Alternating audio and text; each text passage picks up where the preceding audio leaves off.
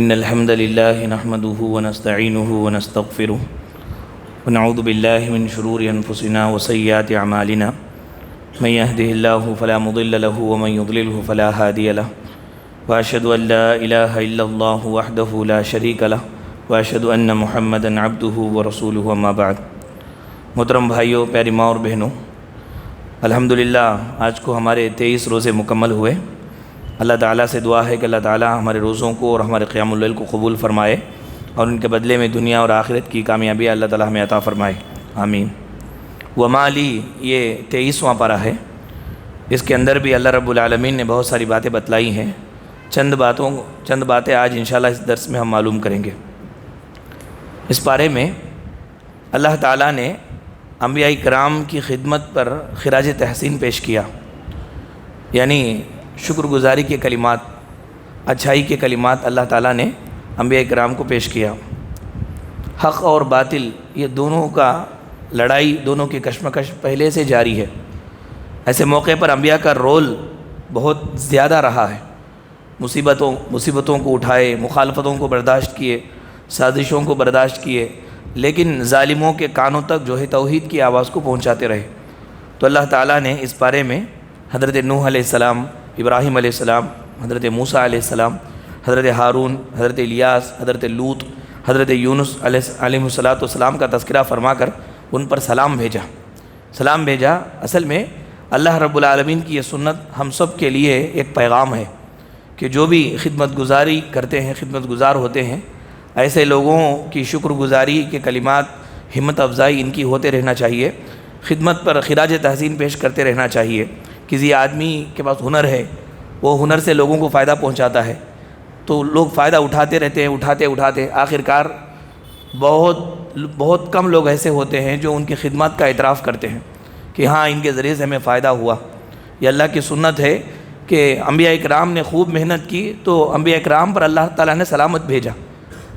لوط علیہ السلام پر سلامتی ہو، نوح علیہ السلام پر سلامتی ہو، کس کے لیے؟ ان کی محنتوں کے لیے۔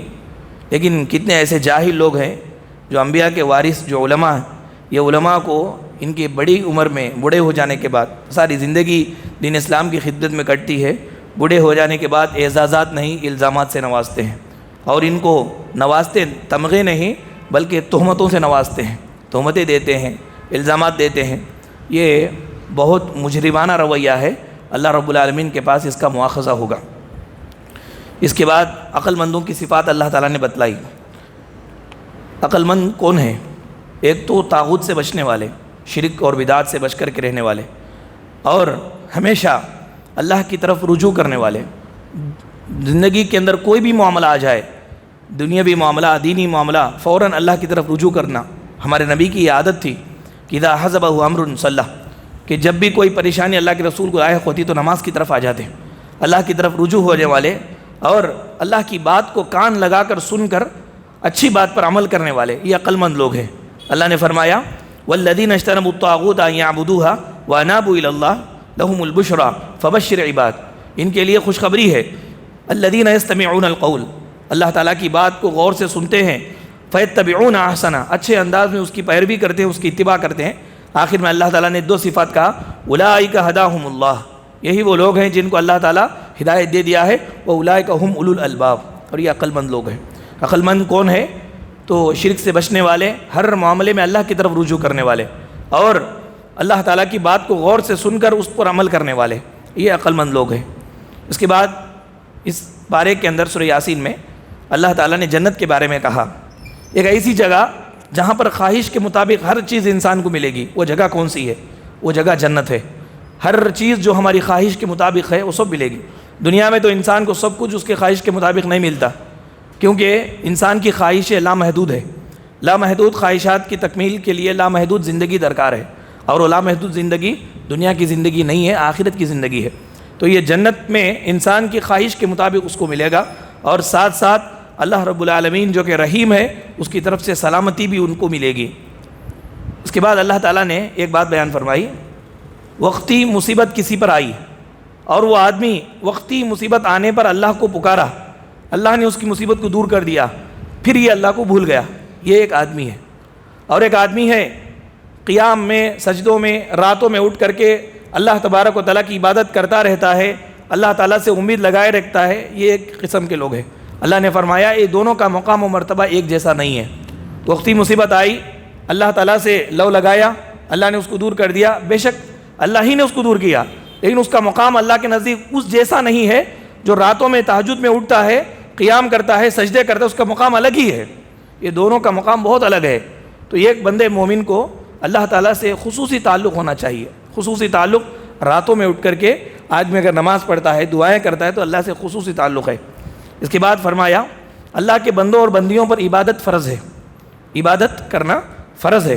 چنانچہ کسی جگہ پر اگر عبادت کرنا مشکل ہو رہا ہو، فریضہ ادا کرنا مشکل ہو رہا ہو، تو ہمیں یہ تعلیم دی گئی کہ وہاں سے ہجرت کر کے دوسری جگہ چلی جائے، وہاں جائے جہاں پر عبادت کرنا آسان ہو۔ کتنے ایسے لوگ ہیں بولتے مولانا آفس کا ٹائم ایسا ہے کہ نماز کی پابندی نہیں ہو پاتی ہے، میں 2-3 نمازیں ملا کر کے بعد میں پڑھ لے سکتا ہوں کیا؟ تو بعد میں تو نہیں پڑھ سکتے ملا کر کے، کیونکہ مومنوں کے اوپر نماز وقت مقررہ پر فرض ہے۔ ان الصلاۃ کانت علی المؤمنین کتابا موقوتا۔ تو بہتر یہ ہے کہ ایسی جاب اختیار کرو، ایسی کمپنی کو ڈھونڈو جہاں پر وقت پر نماز پڑھنا تمہارے لیے آسان ہو۔ اللہ رب العالمین کی عبادت تو ہر حال میں فرض ہے۔ انسان اگر محنت اور جستجو کرتا ہے تو اللہ تعالیٰ اس کے مطابق اس کو راستہ دکھاتا ہے۔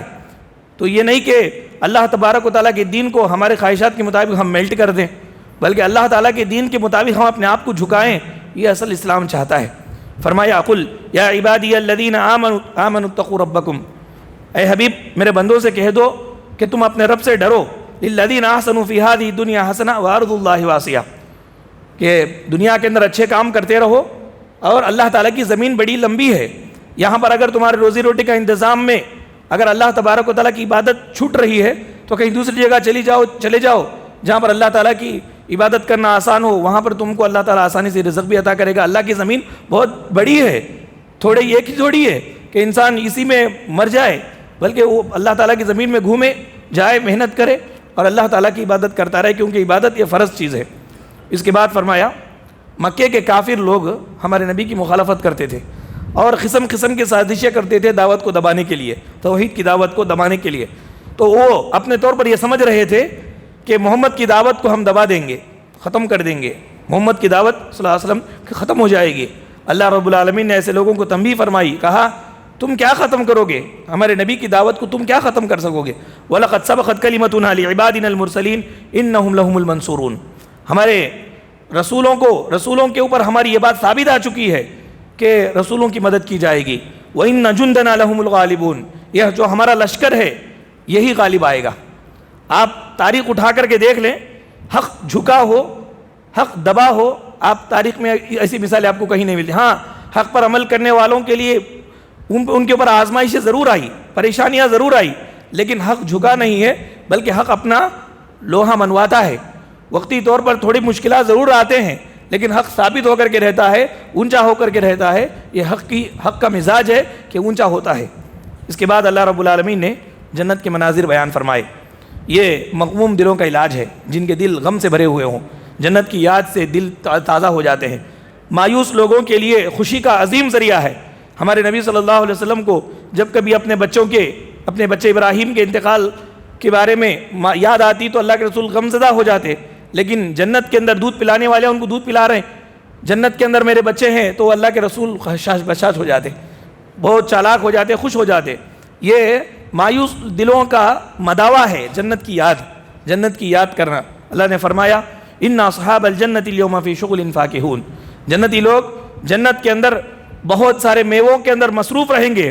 ہم وازواجہم فی ظلال علی الارائک متکئون، وہ موٹے موٹے گدیوں پر ٹیک لگا کر کے چھاؤں میں وہ بیٹھے ہوئے ہوں گے۔ لہم فیہا فاکہۃ ولہم ما یدعون، قسم قسم کے میوے، ہر وہ چیز جو ان کا دل چاہتا ہے وہ سب وہاں پر ملے گی۔ انسان کی کتنی ایسی خواہشیں ہیں دنیا کے اندر جو پوری نہیں ہوتی، مر جاتا ہے۔ بہت ساری خواہشیں دل میں رہتی ہیں، دل میں دبا دبا کر کے مر جاتا ہے، قبر کے اندر چلا جاتا ہے۔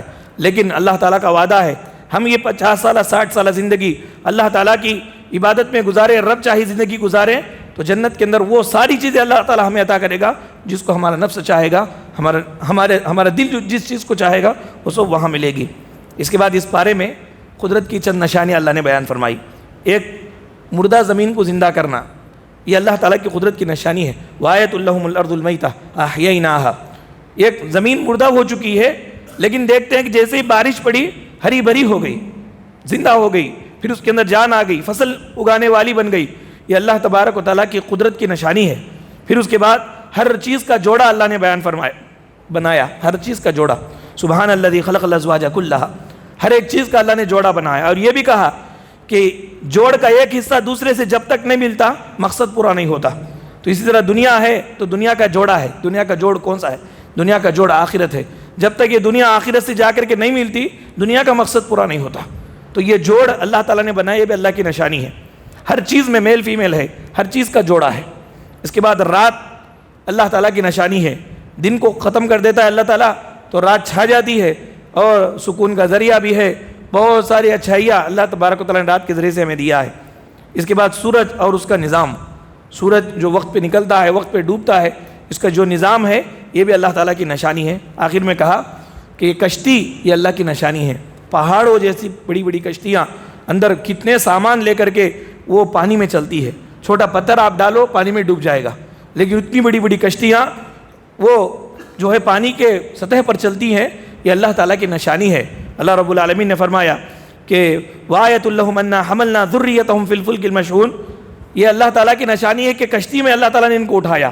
اگر اللہ تعالیٰ چاہتا تو کشتی کو ڈبا دیتا، کوئی بچانے والا نہیں ہوتا، لیکن کشتی اتنی بڑی ہونے کے باوجود پانی میں تیرتی ہے، چھوٹا پتھر اندر ڈوب جاتا ہے، لیکن اتنی بڑی کشتی پانی میں تیرتی ہوئی جاتی ہے، ایک جگہ سے دوسری جگہ پر نہ یہ کہ انسانوں کو لے کے جاتی ہے بلکہ بڑے بڑے سامان کو، بڑے بڑے بزنس مین بزنس کرتے ہیں اس کے اندر۔ یہ اللہ کی عظیم نشانی ہے، کیسے چلتی ہے کشتی پانی پر، یہ اللہ رب العالمین نے بتلایا۔ اور بہت ساری باتیں اس بارے میں اللہ تعالیٰ نے بتلائی ہے۔ اللہ رب العالمین سے دعا ہے کہ اللہ تعالیٰ ہم سارے لوگوں کو قرآن مجید کے احکامات پر عمل کرنے کی توفیق عطا فرمائے۔ اللہ تعالیٰ ہماری عبادتوں کو اور ہمارے روزوں کو قبول فرمائے، اور جو ماں بقیہ روزے ہیں اللہ تعالیٰ صحت و سلامتی کے ساتھ ہمیں رکھنے کی توفیق عطا فرمائے۔ آمین۔ وآخر دعوانا الحمدللہ رب العالمین۔ سبحانک اللہم و بحمدک، اشہد ان لا الہ الا انت، استغفرک و اتوب الیک۔